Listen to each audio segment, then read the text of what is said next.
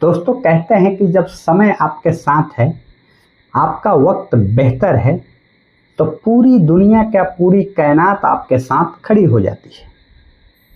यहाँ तक कि आपसे मुंह मोड़ने वाले भी आपसे बेहतर संबंध बनाए रखते हैं। क्यों? क्योंकि उनको आपसे जरूरत है। उनकी अपनी मंसूबे सिद्ध करने में आपकी भूमिका बेहद महत्वपूर्ण हो सकती है। लेकिन वही वक्त जब आपसे मुंह मोड़ लेता है, तो पूरी दुनिया का, पूरी कायनात का, आपके अपने भी आपसे पराये हो जाते हैं। ये यथार्थ सत्य है, ये हकीकत है। आपके अपने आसपास, आपके अपने पड़ोस या समाज में ऐसे अनेकों उदाहरण देखने को मिल जाएंगे। मैं मानता हूं कि मेरी इस वीडियो को जितने लोग देख रहे हैं, उनमें से कई लोगों के ऊपर ऐसी परिस्थितियां उत्पन्न हुई होगी कि जब उनका वक्त बेहतर था, सभी उनके साथ खड़े थे। जब उनका वक्त बुरा हो गया, सभी साथ छोड़ करके चले गए। और ऐसा ही वक्त आजकल कुछ सहारा इंडिया के हमारे एजेंट बंधुओं का है, जो आज दोहरी तिहरी मार से जूझ रहे हैं। इसका कुछ ताजा तरीन उदाहरण देखने को मिल रहा है। झारखंड के कोर्ट में कुछ ऐसे मामले दर्ज हुए, कुछ ऐसे एफआईआर दर्ज हुए हैं, जिनमें 2 लोगों को मुख्य रूप से नामित बनाया गया है। इसमें एनके पाल और ओपी श्रीवास्तव का नाम मुख्य रूप से है। कुछ एफआईआर दर्ज किए गए थे इनके खिलाफ अपनी भुगतान हेतु, लेकिन इसके अगेंस्ट में कुछ ऐसे इन लोगों ने पिटीशन फाइल किया है कोर्ट में, जिसको सुन करके आपके पैरों तले जमीन खिसक जाएगी। क्या आपने कोई करतूत किया है क्या? मैं आप उन सभी एजेंट बंधुओं को कह रहा हूं, क्या आपने सहारा इंडिया परिवार में काम करके कोई करतूत किया है? मैं करतूत शब्द का इस्तेमाल कर रहा हूं, जरा गौर से सुनिएगा। इसलिए क्योंकि आपने जो कुछ भी किया, आप अपने हित के लिए किया है। इस सहारा इंडिया परिवार के लिए नहीं किया है। जो सोसाइटी में अपने निवेश कराए हैं, वो अपनी मंसूबे साधने के लिए, अपने हित साधने के लिए किया है। आपकी अपनी लालच ने ऐसे काम करवाए हैं। ये मैं नहीं कह रहा हूं, ये सारी बातें पिटीशन में दर्ज की गई है। क्या आपने कभी सोचा था ऐसा भी वक्त आएगा? लेकिन कहते हैं ना कि वक्त का पहिया घूमता है,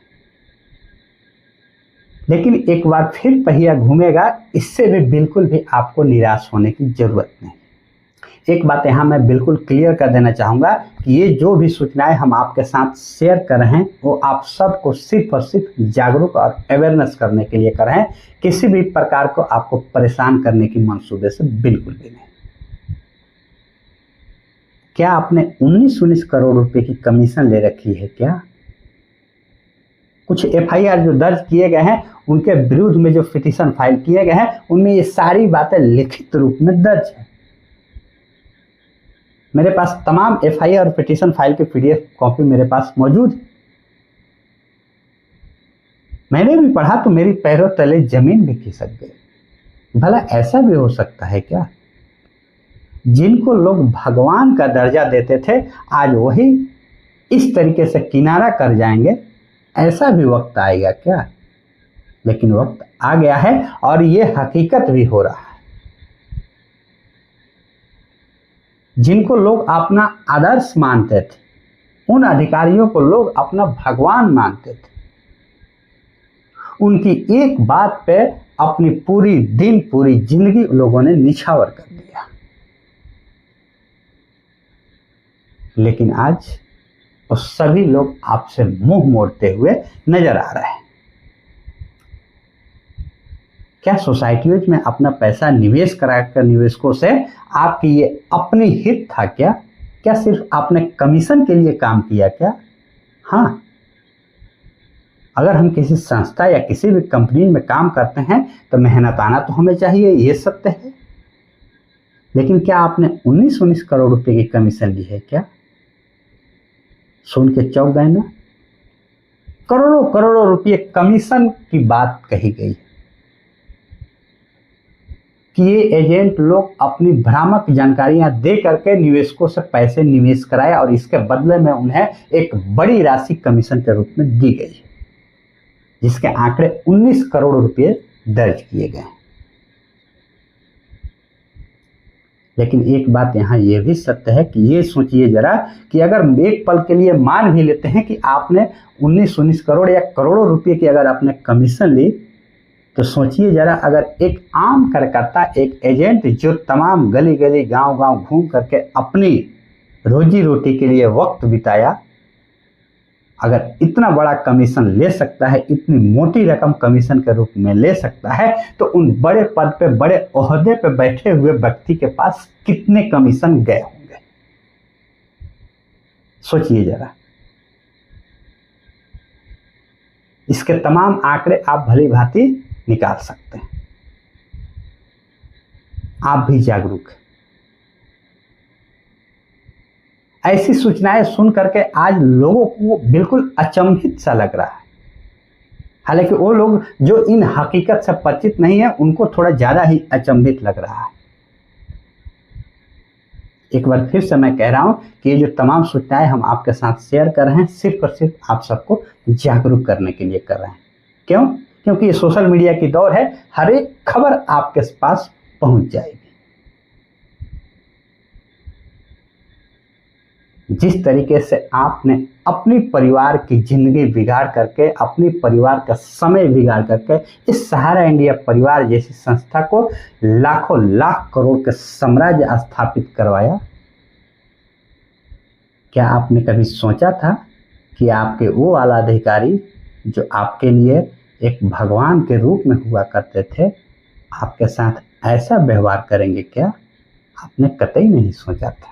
आपने तो सत्य निष्ठा के साथ अपने रोजगार के लिए काम किया था भाई। क्या वहां से हमें कुछ रुपये मिलेंगे जिससे हमारा अपना परिवार चलेगा?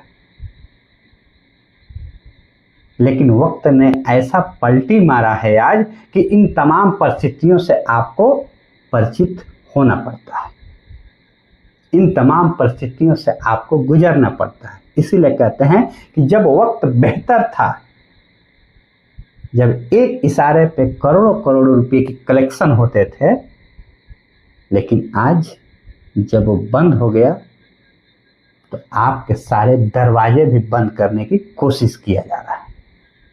क्या आपने सोचा था कि हमने जिन लोगों के लिए दिन रात एक करके, दिन रात मेहनत करके काम किया, आज वही हमारा साथ छोड़ जाएंगे? कभी नहीं सोचा था। लेकिन ये वक्त है, वक्त का पहिया घुमा हुआ। लेकिन मैं एक बात यहाँ बिल्कुल क्लियर कर देना चाहूँगा कि वक्त आज जरूर खराब है, लेकिन ये हमेशा खराब नहीं रहेगा, क्योंकि आपने सत्य के साथ कार्य किया है। अगर सत्य के साथ कार्य किया है तो आपका बाल भी बांका नहीं होगा। एक बात बिल्कुल साफ है कि सत्य परेशान हो सकता है, पराजित बिल्कुल भी नहीं। हालांकि तमाम जो पिटीशन फाइल है बिल्कुल सिरे से खारिज कर दिए गए हैं, इससे कोई घबराने वाली बात नहीं है। लेकिन फिर भी हकीकत क्या है, वो सारी चीजें आज बाहर निकल करके आ गई। मुझे तो समझ में नहीं आ रहा है कि इस प्रकार की जानकारियां कैसे दर्ज की गई, और ये लिखित रूप में है, ये कोई हवा हवाई में तो बयान है नहीं। आज पिटीशन में ये सारी चीजें दर्ज की गई कि आप गलत जानकारियां निवेशकों के पास पहुंचाए, भ्रामक जानकारियां पहुंचाए, लालच दे करके आपने पैसे निवेश करवाए। क्या ये बात सही है? सही है तो कमेंट बॉक्स में जरूर लिखें, अन्यथा अपनी राय भी जरूर लिखिएगा। और मैं मानता हूं कि ऐसा कतई नहीं हो सकता है। अरे आम ईमानदार कार्यकर्ता थे यार, देश के उस वक्त की बेरोजगारी का दौर, एक अगर रोजगार के लिए कोई मिलता है तो फिर क्या करेगा यार। रोजी रोटी का सवाल था, लोगों ने एक अच्छा खासा अवसर मिला और लोगों ने ईमानदारी पूर्वक काम किया। और आज भी और आज भी लाखों लाख कार्यकर्ता ऐसे हैं जो इन तमाम अधिकारियों के ऊपर अपनी निगाहें लगाए बैठे हैं, निगाहें टिकाए बैठे हैं कि कब उनसे कोई संदेशा आ जाए, कब उनसे दो शब्द आ जाए हम सब के लिए कि हमें क्या करना है।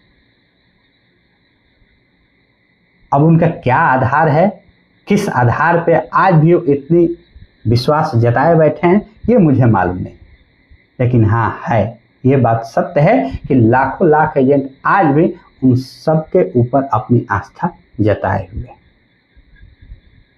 हमारा मकसद है सिर्फ आप सबको जागरूक करना कि लिखित रूप में इन्होंने अपनी मंसूबा बिल्कुल साफ कर दिया है, जो कि ऐसा होना नहीं चाहिए था।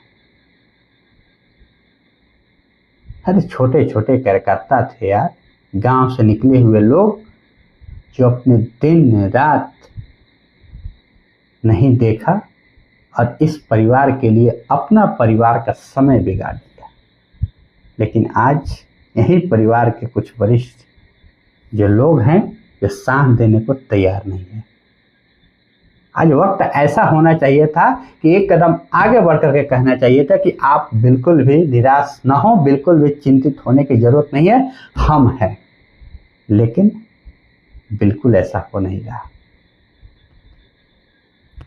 मैं मानता हूं कि वक्त तो निश्चित ही इस वक्त की थोड़ी सी परेशान जरूर कर सकती है, लेकिन भविष्य में कभी भी आपको परेशानी का सामना नहीं करना पड़ेगा। आज वक्त अगर खराब है तो कल बेहतर जरूर होगा। इन तमाम सूचनाओं के साथ हमने आप सबको जागरूक करने की कोशिश किया, आपको मोटिवेट करने की कोशिश किया। अब हकीकत क्या है, क्या वक्त कहता है, ये भी आप भली भांति समझ सकते हैं। आप सब भी जागरूक है, हमें अब उतना बताने की जरूरत नहीं है। हालांकि ये तमाम साक्ष्य हमारे पास कई दिनों पहले पहुंच गए, लेकिन समय नहीं मिल पा रहा था कि ये सारी बातें आपके साथ शेयर की जाए। तो मैं एक संदेश देना चाहूँगा कि आप सबको अभी भी समय रहते जागरूक होने की ज़रूरत है।